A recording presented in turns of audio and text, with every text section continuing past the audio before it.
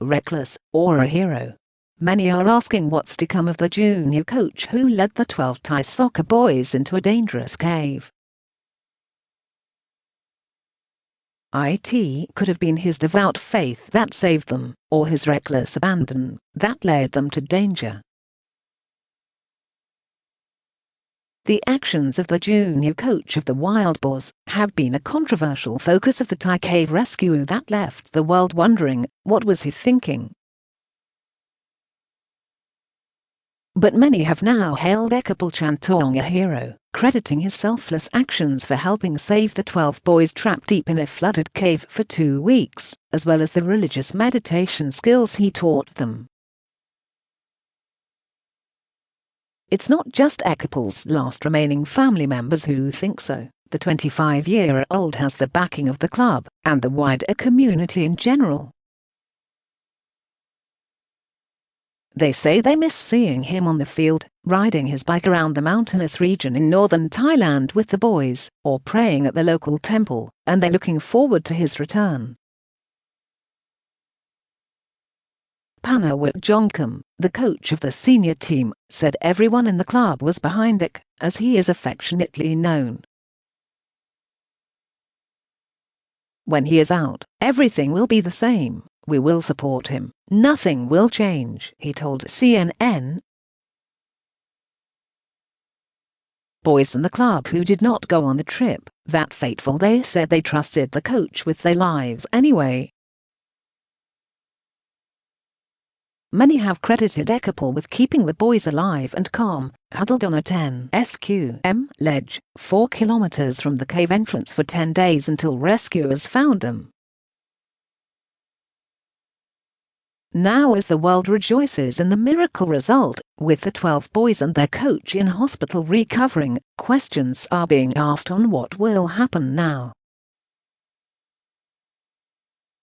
Ekkapol's aunt Ekkapol Chantawong, who is actually his cousin, has passionately defended her relative, saying even though he organizes and coaches several training sessions in a week for the juniors, he only receives a small payment.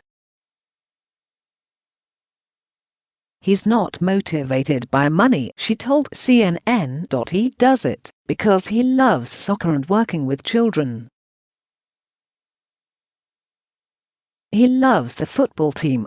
Wherever he goes, he always has some of the kids with him.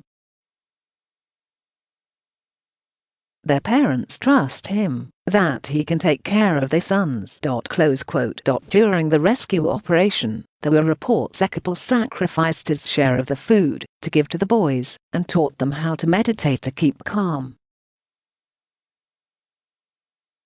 Thama said he would have never knowingly done anything that might harm the children.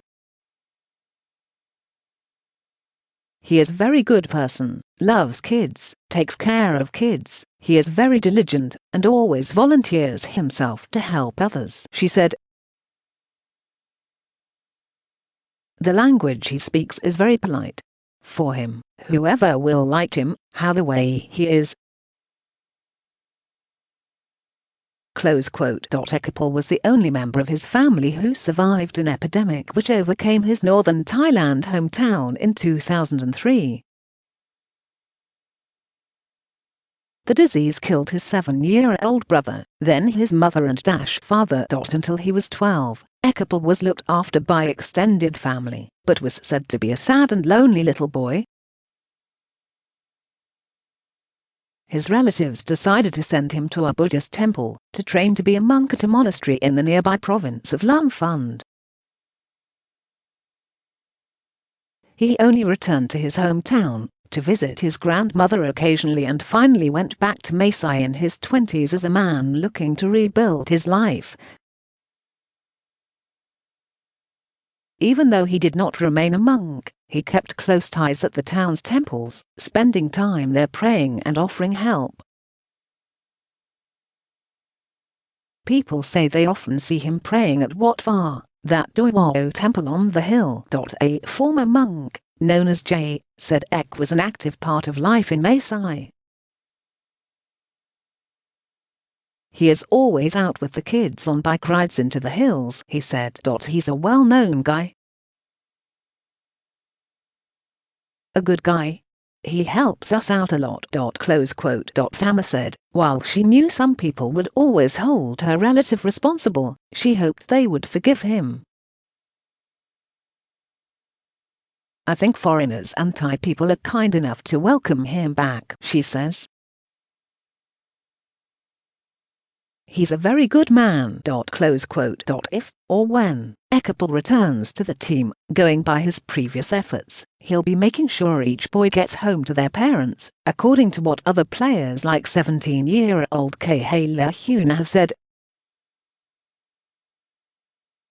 After we all finish practice, he always takes each of the younger kids home, to make sure they're all safe.